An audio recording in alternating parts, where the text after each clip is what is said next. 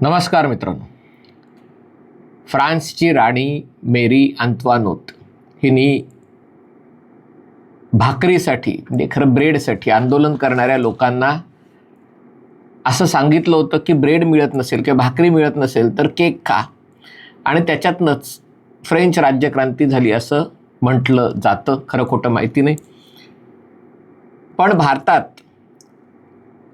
ठिकठिकाणी गॅसची प्रचंड टंचाई असताना, हे माझं मत नाही आहे, मला वाटत नाही देशामध्ये गॅसची टंचाई आहे, पण सरकारची आणि त्याच्यातही महाराष्ट्र सरकारच्या लाडक्या माध्यमांना, मराठी माध्यमांना दिवसाचा अर्धा वेळ कुठल्या शहरामध्ये कुठल्या गावामध्ये गॅसची कशी टंचाई आहे याच्या बातम्या दाखवण्यात रस असल्यामुळे आणि त्यांच्यावर कोणतीही कारवाई केली जात नसल्यामुळे आपण असं धरून चालूया की काही माध्यमांच्या दृष्टीने देशात गॅसची मोठी टंचाई आहे.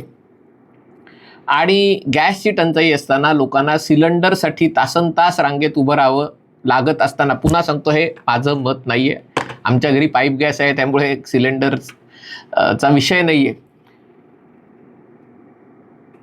मोदी सरकारने पाईप गॅस घरोघरी नेण्यासाठी पुढाकार घेतलेला आहे आणि त्यामुळे कोणालाही असं वाटणं स्वाभाविक आहे की इथे लोक सिलेंडरसाठी रांगेत उभे आहेत आणि तुम्ही पाईप गॅस द्यायची वार्ता करताय, म्हणजे भाकरी नाही तर केक खायला सांगताय. याच्यामागे काही तर्क आहे की नाही?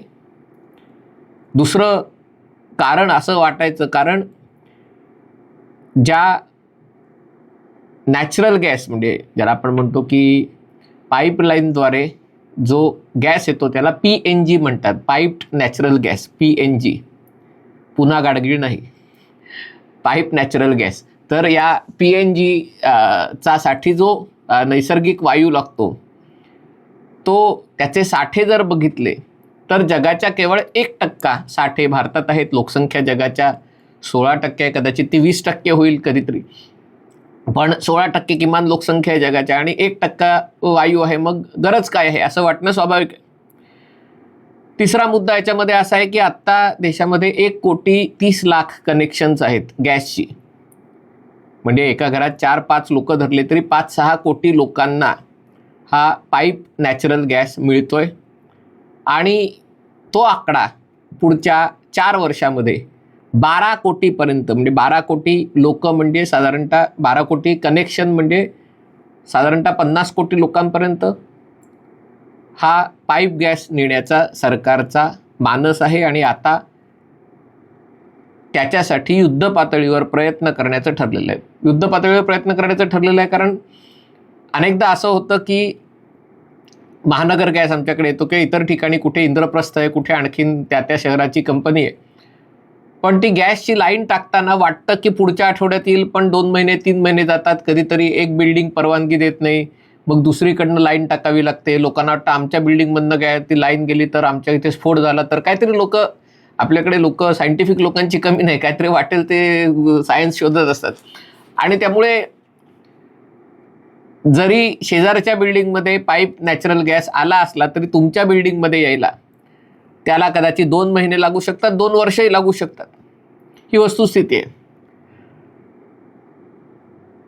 तसंच रेल्वे लाईन खालनं कुठे रेल्वे क्रॉसिंग असेल, कुठे सरकारी जागा असेल, तिकडनं परवानग्या मिळायलाही बराच वेळ लागतो, रस्ता खोदायला बराच वेळ लागतो. पण आता सरकारने ठरवलेलं आहे की हे तातडीने याच्यासाठी जे अडथळे येतील ते पार करून गतिशक्तीसारखं. आणि त्यामुळे हा विषय मी घेत आहे, खूप इंटरेस्टिंग विषय, आणि म्हणून म्हटलं की तुम्हाला आवडेल नक्की. भाकरी नाही म्हणून केक खा असा हा विषय नाही आहे, का ते समजून घेणं महत्त्वाचं आहे. जसे म्हटलं की जो आपण सिलेंडरमध्ये वापरतो तो LPG असतो, लिक्विड पेट्रोलियम गॅस, म्हणजे तो तेल शुद्धीकरण प्रकल्पामध्ये तो तयार होतो. आणि जो CNG असतो तो जमिनीत म्हणजे भूगर्भामध्ये तो असतो. जेव्हा तुम्ही तेल विहिरींसाठी किंवा कोळशाच्या खाणींमध्ये जेव्हा खाणकाम करता तेव्हा जमिनीच्या पोटात अडकलेला गॅस मिथेन हा बाहेर येतो आणि तो गॅस पाईपलाईनद्वारे तुमच्या घरापर्यंत येतो. खास करून बॉम्बे हाय, मुंबई हाय जे आपलं तिकडनं जो वायू आहे तो मुख्यतः मुंबई, गुजरात, म्हणजे महाराष्ट्र, गुजरात, कोकण या भागामध्ये तो त्याचा पुरवठा केला जातो. मुंबईपासून 400 किलोमीटर अंतरावर आहे समुद्रामध्ये. तसंच रिलायन्स उद्योग समूहाला कृष्णा गोदावरी बेसिन आहे, तिकडे मोठ्या प्रमाणावर गॅस निघतो. आसाममध्ये काही ठिकाणी हा म्हणजे तिथेही रिफायनरी आहे, तिथेही हा गॅस निघतो, नॅचरल गॅस, कारण तिथेही तेल मिळालेलं होतं आणि त्यामुळे अशा प्रकारे हा नॅचरल गॅस आपल्या घरात येतो. आत्तापर्यंत याच्यासाठी युद्ध पातळीवर प्रयत्न केले जात नव्हते. याचं कारण म्हणजे आखाती देशातनं LPG लिक्विड पेट्रोलियम गॅस आयात करणं सोपं होतं, सहज होतं. एक व्यवस्था लागलेली होती देशाच्या स्वातंत्र्यापासून गॅस सिलेंडरची. Bharat petroleum, Hindustan petroleum gas cylinder एका ठिकाणून दुसऱ्या ठिकाणी घेऊन जायचं, त्याचे पैसे सरकार ते पैसे सबसिडाईज करत होतं, नियंत्रित करत होतं. आणि त्यामुळे व्यवस्था लागली असताना नवीन व्यवस्था कोणालाही अंगीकारायला नको असते, त्याला विरोध असतो. अनेकदा त्याच्यामध्ये आयात करण्यामध्ये अनेकांचे हितसंबंध गुंतलेले असतात, त्यांचे पैसे सुरू असतात त्याच्यातनं. त्यामुळे इकडनं आयात बंद करून तिकडनं आयात करण्यातही लोकांना विरोध असतो, कारण माझं दुकान बंद होण्याची शक्यता, अनेक प्रकारची कारणं असतात. मी काही त्याच्यामध्ये तपशिलात जात नाही. पण आत्तापर्यंत हे सगळं सुरळीत सुरू होतं. पण आता जे युद्ध सुरू झालेलं आहे ते युद्ध कदाचित थांबेल, कदाचित आठवड्यापर्यंत थांबेल, कदाचित महिन्यापर्यंत थांबेल, कदाचित 6 महिन्यांनी थांबेल. पण आत्ताच्या घडीला असं दिसतंय की युद्ध जरी थांबलं तरी आखाती देशांची सुरक्षेची परिस्थिती मूळ पदावर यायला अनेक वर्ष लागू शकतील. कारण याच्यात जर इराण विजयी झाला, शक्यता कमी आहे पण विजयी झाला, म्हणजे युद्ध थांबलं तरी इराण ताकदीने उभा राहिला, तर इराण टोल वसुली पुढची अनेक वर्ष करेल. जर याच्यामध्ये इराण उद्ध्वस्त झाला तर 2 शक्यता होतात की तिथे कोणतेतरी दहशतवादी संघटना तयार होऊन ते हल्ले करतील, खंडणी वसूल करतील, किंवा दुसरं कुठलं तरी दहशतवादी संघटना त्याच्यातनं उभी राहील. थोडक्यात काय तर पश्चिम आशिया पुढचा मोठा कालावधी अनेक वर्ष अस्वस्थ राहणार आहे. मग तुम्ही म्हणाल जर पश्चिम आशिया अस्वस्थच राहणार आहे आणि आत्ताही आपण 50-60% जर CNG नॅचरल गॅस असेल तोही आयातच करत असू, तर मग LPG घेतला काय आणि CNG घेतला काय, किंवा LNG घेतला काय? म्हणजे LNG, PNG, CNG हे सगळं नॅचरल गॅसच आहे. तर त्यामुळे मग हा बदल कशासाठी, तर त्याचंही उत्तर समजून घेणं अतिशय महत्त्वाचं आहे. पहिली गोष्ट म्हणजे भारतात जे नैसर्गिक गॅसचं उत्पादन आहे त्याचा याच्यासाठी पूर्ण क्षमतेने वापर करता येऊ शकतो, पहिला भाग. दुसरा भाग, भारतामध्ये आणखीनही मोठ्या प्रमाणावर नैसर्गिक वायू मिळण्याचं पोटेन्शियल आहे, क्षमता आहे, आपण त्याचे प्रयत्न केलेले नाहीत. सगळ्यात जास्त क्षमता कुठे असेल तर आपल्याकडच्या कोळशाच्या खाणींमध्ये. भारतात जगातले सगळ्यात मोठे कोळशाचे साठे आहेत असं म्हटलं जातं, पण तरी देखील आपण बहुतेक सारा कोळसा आयात करतो. नितीन गडकरी, मी लहान असल्यापासून आपण गॅसिफिकेशन करायला पाहिजे हे वेगवेगळ्या भाषणात सांगतात, तेव्हा ते बहुतेक भाजपाचे महाराष्ट्राचे प्रदेश अध्यक्ष होते, तेव्हाच्या काळापासून ते आपण कोळशाचं गॅसिफिकेशन करायला पाहिजे हे सांगतायत. आता ते भाजपाचे राष्ट्रीय अध्यक्ष झाले, त्याच्यानंतर मोदी सरकारमध्ये मंत्री झाले, अजूनही मंत्री आहेत, तरी ते गॅसिफिकेशन अजून आपण करतोय. याचं कारण गरज ही शोधाची जननी असते. जोपर्यंत सगळं सुरळीत चालू असतं तोपर्यंत अशा काही गोष्टी करायची गरज वाटत नाही.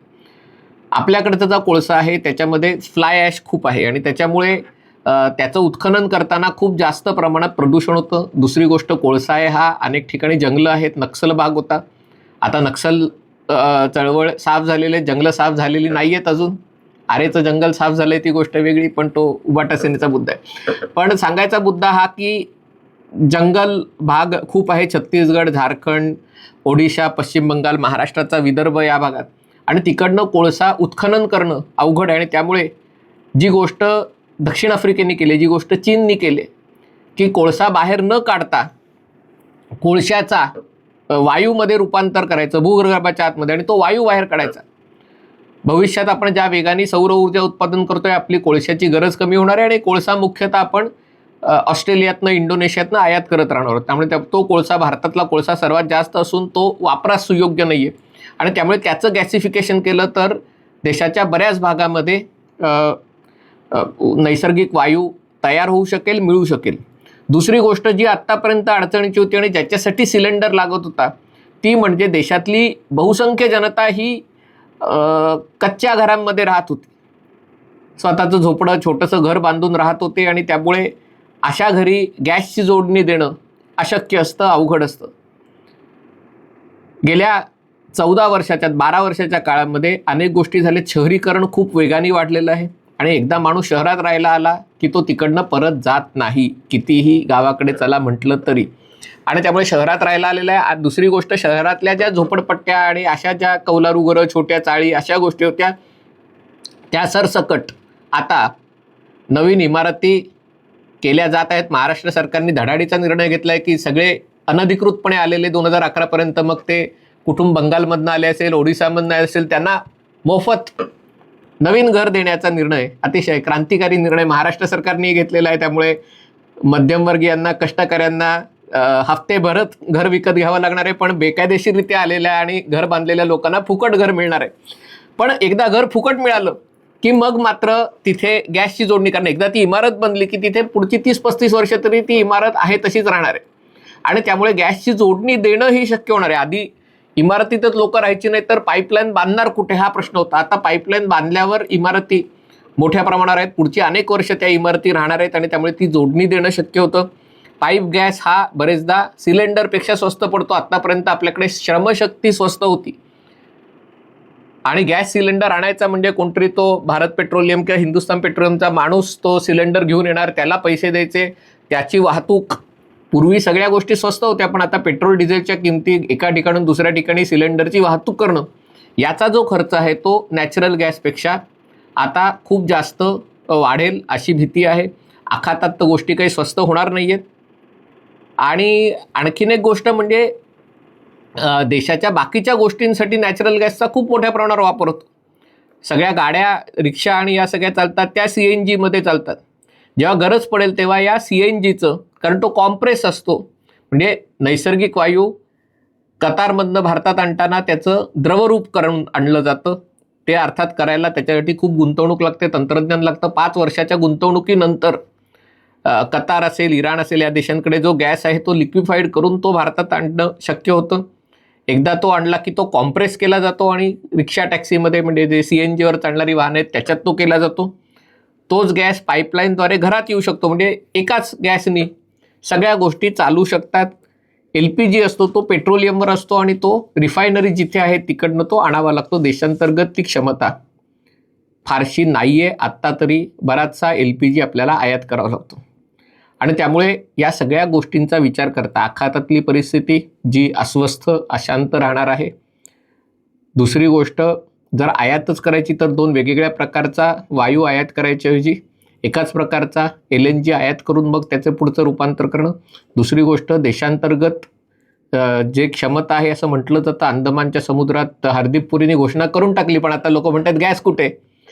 गॅस मिळून तो बाहेर येऊन लोकांच्या घरापर्यंत यायला अनेक वर्ष लागतात. राजकीय नेत्यांना घोषणा करायची पटकन सवय असते, पण त्याला वेळ लागतो आणि त्यामुळे पण तो गॅसही, तर पेट्रोल, गॅस, या सगळ्या गोष्टी मार्केटमध्ये येतील, काही वर्ष लागतील. इतर देशांमध्ये LNG वगैरे, अमेरिकेत वगैरे प्रचंड प्रमाणावर मिळतं आहे, दक्षिण अमेरिकेत मिळतं आहे, तिकडनंही आणण्याची व्यवस्था केली जाईल. आणि हे सगळं केलं जात असताना देशात शहरीकरण आणि लोकांची पक्की घरं आणि पुढची 30-35 वर्ष त्या इमारती आता राहणार असल्यामुळे सरकारचं उद्दिष्ट आहे की किमान 50 कोटी लोकांना, म्हणजे 140 कोटी लोकांना नाही, पण किमान 50 कोटी लोकांना लवकरात लवकर घरच्या घरी गॅसची जोडणी मिळाली तर याच्यामध्ये एक मोठा बदल घडवता येऊ शकेल. हे खरं तर जाणीव आधीच झाली होती, पण कधी कधी असं होतं की एखादी गोष्ट घडली की त्याला एक पुश मिळतो, त्याला एक गती, शक्ती प्राप्त होते. ती गती आणि शक्ती जर आता प्राप्त होत असेल तर त्याचं आपण स्वागत करायला पाहिजे. भाकरी नाही तर केक खा, अशा प्रकारचं हे वागणं नाही आहे.